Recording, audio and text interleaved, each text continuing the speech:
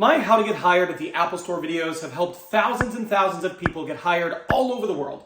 And every once in a while, I get a comment like this comment. And this comment basically says, here are some questions that they asked me in the interview, and they're questions that I haven't covered. So whenever I get one of these comments, I like to make a new video teaching you how to answer these questions. Today's video, I'm going to teach you how to answer these two questions so you impress the interviewer. Let's go. Okay, so the first question is, tell me about your performance in your current role. And this is actually a sneaky difficult question because this question is so open-ended, it can be easy to not provide all the necessary information or not highlight the most important things when you answer it. Okay, so when you're answering this question, there's a few things that you want to do. The first thing that you want to do is you want to give them the absolute necessary information just in terms of basic specifications. So in my current role, I work for ABC Company as blank. Okay, so that's the first thing. You want to tell them where you work and what your title is. The next thing you want to do is you want to give a quick 10 to 15 second summary on what your average day looks like. So if you just, let's just say I work for the Geek Squad at Best Buy.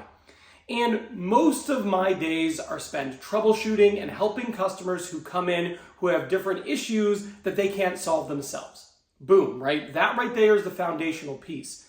Now, what you want to do after that is you want to move into how you are metriced or how performance is measured, right? So you say that first part, I work here, this is my job, this is how I spend my day. And you can say, and the way performance is measured in this role is they look at the amount of customers that we're able to help on average during the day and the average customer score. Over the last 2 years while I've worked there, I've been able to be one of the top people in terms of customers helped on average a day, and my average score is higher, is one of the highest in the department.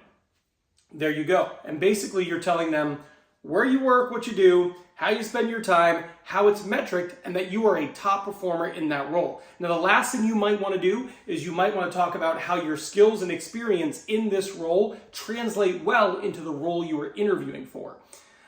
You can say something along the lines of, after you said all that, you can say, and I feel like the experience that I've gotten in this role positions me really well to be a great Apple Store employee. I feel like I've got a lot of experience working with customers, troubleshooting, and providing a great customer service experience. Boom, right? And that's it. And doing all that should only take you about 45 seconds. But if you can answer it like that, like 45 seconds, that's your response to the question, you will absolutely nail it, and you will outperform like 99% of the people who answer this question. Because most people, they don't have a game plan. They are asked that question and they're just like, well, I work at this company and this is my title and I like it. It's a good job.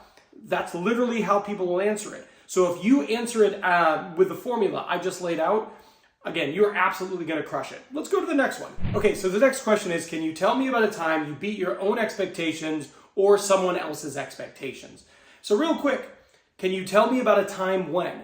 This is a behavioral interview question. Anytime you get a question that's tell me about a time when or give me an example of a time when, that's a behavioral interview question. And it's essentially a question where they're asking you about something that happened in the past and walk them through like what happened. When you're asked a behavioral interview question, you want to use a STAR method. It's an acronym that stands for situation, task, action, result. It's just a framework to make sure you're hitting every necessary component of answering the question. Now, you can either pick one of your own expectations or you can pick an expectation of like a boss, something like that. And it's just really important to make it a meaningful example. So use the STAR method, situation, task, action, result. Where were you working? What was your role? What was the thing you were doing in which you beat your expectation or your boss's expectation? And then what was the result? Meaning it gave you confidence to continue learning things and trying your best and beating your own expectations, or your boss realized that you could be doing more and gave you more responsibility, etc. Like that's a result that you might be looking for. Now, I can't give you an exact example here because this needs to be something from your background.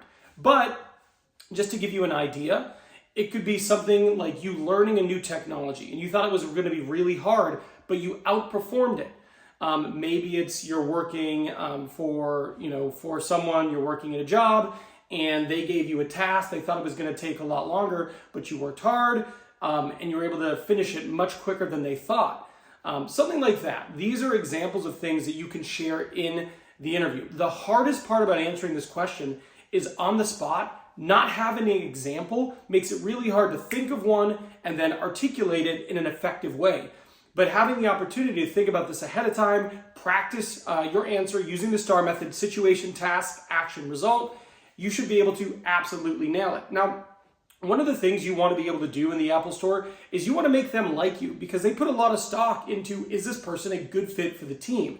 And I actually made this video here, and it's how to make the interviewer like you, like, immediately.